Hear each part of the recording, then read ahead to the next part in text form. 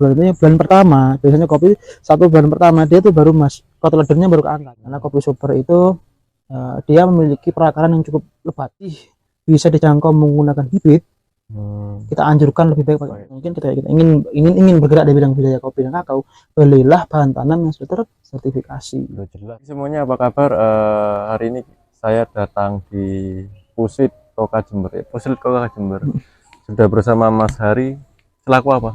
Saya di sini sebagai teknisi dalam bidang pemulihan tanaman. Sebagai teknisi pemulihan bahan tanaman. Ya, hari ini kita akan bahas seputar Pusit Koka Jember ya, bersama Mas Hari. Ini Pusit Koka Jember yang diurus tentang tanaman apa? Jadi gini, kalau kita berbicara tentang Pusit Kopi Kakao Jember ini, jadi sesuai dengan namanya Pusit, yaitu pusat penelitian tanaman kopi dan kakao. Jadi di sini kita fokus terhadap pengembangan inovasi produk hulu dan hilir dari tanaman kopi dan kakao. Jadi di sini kita itu bergerak di bidang budidaya kopi dan kakao, kemudian juga ada perakitan bahan tanam, kemudian terkait perlindungan tanaman juga kita di sini ada, termasuk produk hulu dan hilirnya kami juga ada. Jadi mulai bahan tanam, bibit hingga produk jadi kopi dan coklat kita itu kita bikin di sini. Berarti dari nol sampai akhir. Ya, kita dari hulu sampai hilir kita itu ada di sini. Jadi mulai dari misalnya on farm dan off farmnya kita ada di sini semuanya. Produk kita juga sudah banyak dikenal oleh masyarakat di Kabupaten Jember, yaitu Vico. Jadi Vico itu adalah salah satu produk kami yang memang pengolahan dari produk kopi dan kakao sebenarnya itu. Itulah seputar tentang Pusit. Pusit juga diberi mandat untuk melaksanakan pengembangan pengembangan terkait inovasi dan pengetahuan terkait kopi dan kakao. Maka dari itu kita sini fokus terhadap meneliti tanaman-tanaman kopi dan kakao gitu. Ya gitulah sekitar Pusit. Tapi memang untuk di sini produksinya untuk pembenihan juga gitu. Ya, di sini kan dikirim ke luar kota, ya, petani mau beli. Ya, jadi gini, di kami itu sebenarnya dibagi beberapa bidang lah. Jadi ada yang mengurusi bidang terkait penelitian. Jadi memang kita fokus terkait menghasilkan sebuah inovasi baru di bidang budidaya, terus kemudian di bidang proteksi tanaman, pemulihan tanaman, itu ada yang fokus di sana.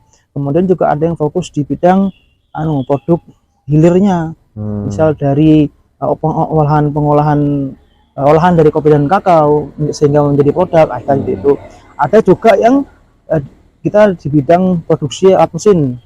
Di sini juga ada alat mesin gitu. Ada juga di bidang bahan tanam. Kalau bahan tanam itu memang mengurusi terkait bagian bahan tanam, mulai dari produksi bahan tanam sampai nanti proses pendistribusian bahan tanam. Jadi kalau kita berbicara bahan tanam kita itu sebenarnya ada beberapa. Jadi ada yang berupa bibit kita ada, kemudian ada yang dari benih juga ada. Bibit pun juga macam-macam, ada bibit stek cabutan.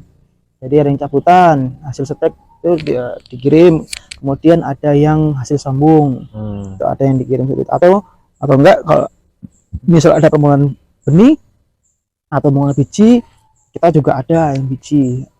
Kemudian ada juga bahan tanamnya itu berupa kepel, artinya biji kopi yang ditanam dia masih dalam fase kepel, kurang lebih umur 2 bulan itu. Kepel itu maksudnya gimana? Kepel itu gini, jadi kalau kita berbicara terkait fase pertumbuhan kopi itu sebenarnya kepel itu istilah. Jadi pertumbuhan kopi itu kan sebetulnya sampai dia mengeluarkan sepasang daun kan 3 bulan. Sampai mengeluarkan sepasang daun 3 bulan. Daun itu umur 3 bulan. Jadi kita bisa bagi tiga bulan itu. Bulan pertama biasanya kopi 1 bulan pertama dia tuh baru kotoledonnya baru keangkat. 1 bulan pertama baru kotilodon. Nah, itu kita sebut dia tuh fase serdadu. Jadi kepalanya terangkat gitu kan. Itu sebulan. Kemudian masuk ke bulan kedua, itu nanti kepelnya itu kalau kepelannya kotilodonnya itu nanti dia akan pecah. Membentuk daun lembaga namanya, itu kepel. kepel. Jadi daun lembaga dari kalau daun yang pecah tadi itu menjadi daun lembaga itu namanya kepel. Itu umur 2 bulan. Ini Kemudian kopi ya? kopi. Kemudian di umur 3 bulan baru dia akan mengeluarkan sepasang daun. Tuh. Jadi biasanya ada yang apa namanya, kita juga menyediakan kepel juga ada.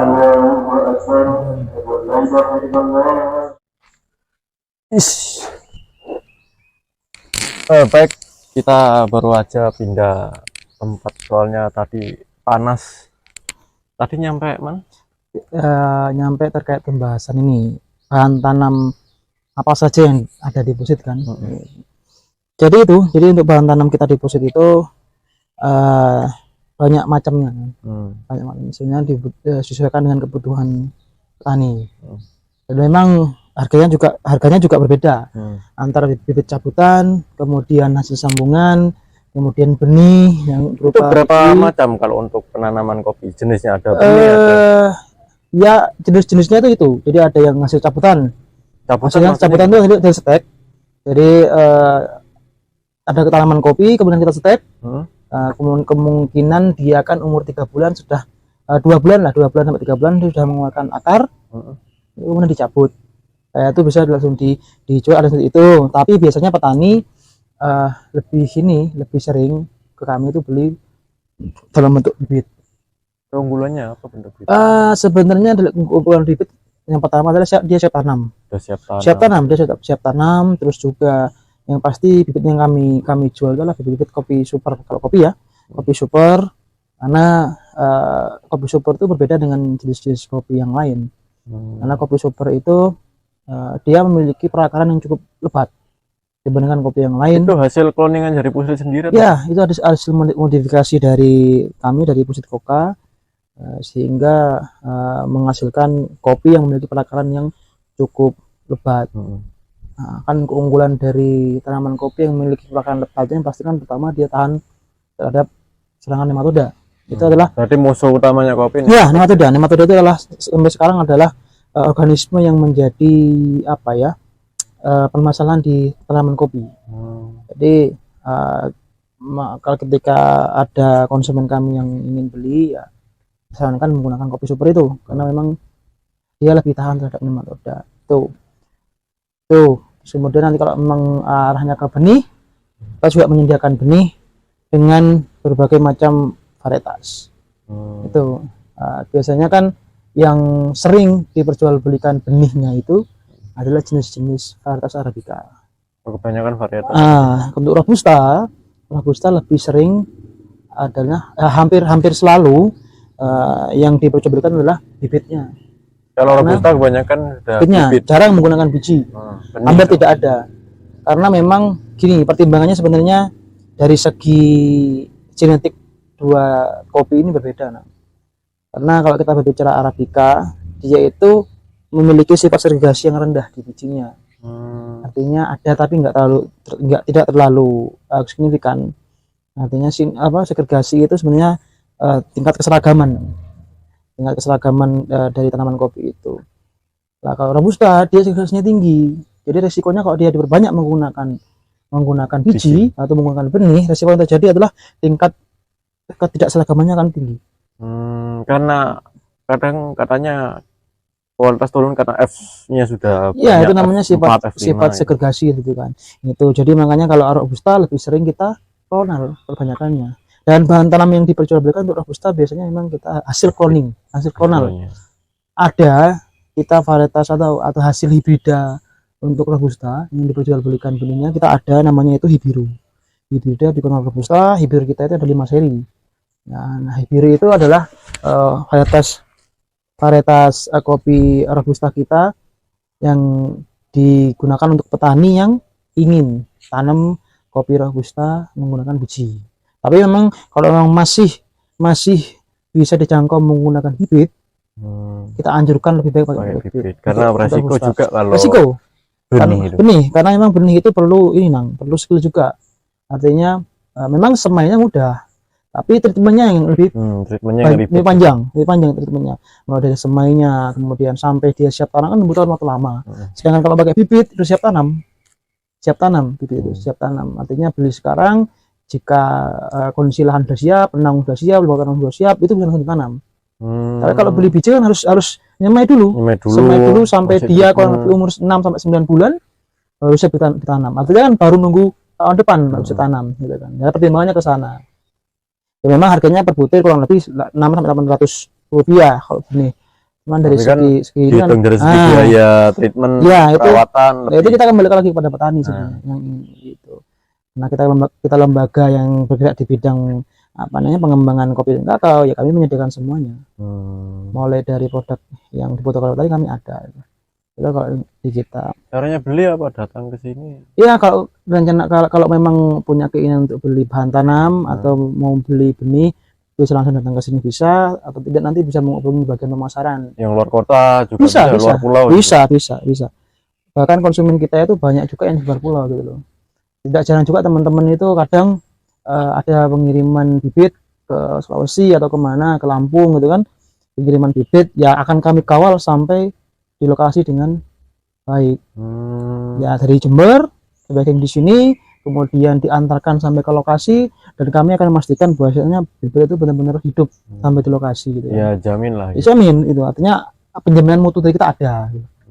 Penjaminan mutu dari kita ada karena memang bibit dan benih yang kita perjualbelikan itu sebenarnya adalah memang sudah bahan tanam yang sudah tersertifikasi. Artinya mereka sudah memiliki legalitas yang jelas. Berbeda halnya dengan bahan tanam yang diperjualbelikan di luar yang belum tersertifikasi. Sebenarnya ini kan hanya sekedar informasi saja. Kalau kita menggunakan bahan tanam yang sudah tersertifikasi itu memang pertama memang sudah jelas.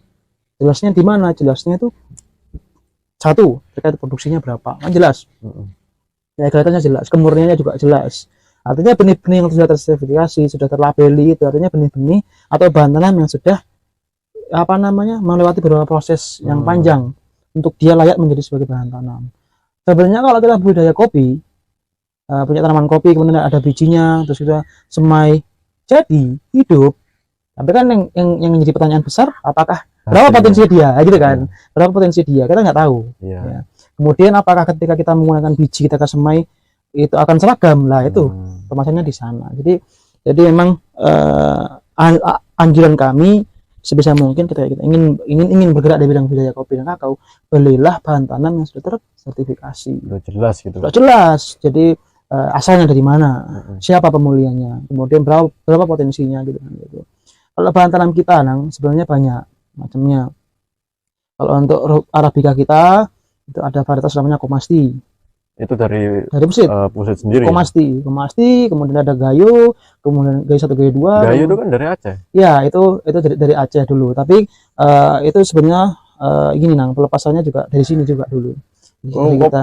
Kopi Gayo itu. Ya, diberi nama Gayo sebenarnya. Diberi nama Gayo. Sebenarnya dari Puslit itu. Ya tidak, sebenarnya kita ada hubungan kerjasama dengan di Gayo sana terkait pelepasan varietasnya, kemudian diberi namalah Gayo 1 dan Gayo 2. Nah, Gayo 1, Gayo 2, kemudian kita juga ada Segarutang, itu kan itu adalah beberapa bahan tanam varietas Arabica kita kan itu. Masih banyak lagi sebenarnya masih ada apa namanya Usda, masih ada lagi banyak lah kalau varietas Arabica kita itu.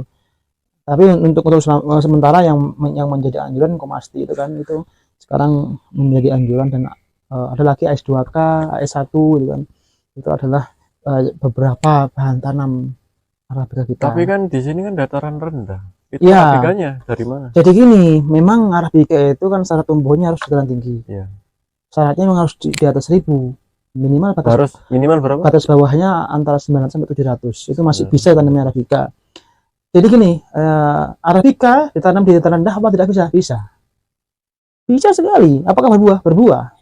Tapi yang jadi permasalahan adalah cita rasa dia akan berubah. Jadi Arabica kecut gitu kan. Nah, jadi Arabica ketika ditanam semakin rendah, rasa kecutnya hilang. Jadi robusta gitu. Hampir menyerupai robusta, flavornya sudah hilang. Sudah hilang ciri khasnya. Kita bingung ketika ada Arabica tanam di tanah rendah, ketika dicoba di kaptes rasanya itu, yang kan muncul juga akan ini dibilang Arabica juga nggak Arabica, robusta juga belum tentu robusta gitu. Jadi gitu. Kan sebenarnya kan sayang kalau kita punya lahan di dataran tinggi, dataran rendah, kemudian kita tanam Arabica sebenarnya sayang. Lebih baik ya tanam kopi yang yang memang Robusta. sesuai di sana gitu. Itu lebih menjanjikan gitu kan. Terus kemudian maka dari itu Arabica harus ditanam di dataran yang Tinggi. tinggi sana. Yang menjadi apa namanya, kenapa harus ditanam di dataran tinggi untuk kopi Arabica? Sebenarnya ini yang selain di cita rasa, yang paling penting adalah karena karat daun. Karat daun. Karat daun, karena kopi Arabica itu adalah beberapa memang tidak tahan karat daun. Awalnya dulu sejarahnya seperti itu. Rawan dengan karat daun. Sejarahnya itu Arabica memang ditanam di tanah rendah kan. Sebenarnya Awal. Arabica itu ya Robusta juga dah. Bukan, jadi dulu sejarahnya itu di Indonesia itu kopi Arabica kan. Kopi Arabica itu pertama itu Arabica ditanam di tanah rendah. Nah, kemudian seiring perkembangan zaman di dataran rendah itu Arabica itu terserang karat daun. Karat daun itu yang menyebabkan rontok pada daun kopi, gitu kan.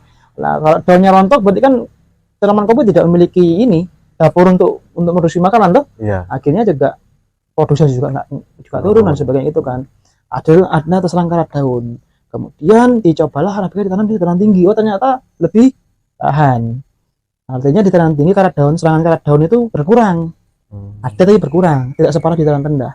Maka dari itulah Arabica dipindah ke dataran tinggi. Nah, untuk menggantikan Arabica yang dataran rendah yang sudah hilang tadi itu di dataran tinggi, dibuatlah kopi Robusta tadi itu.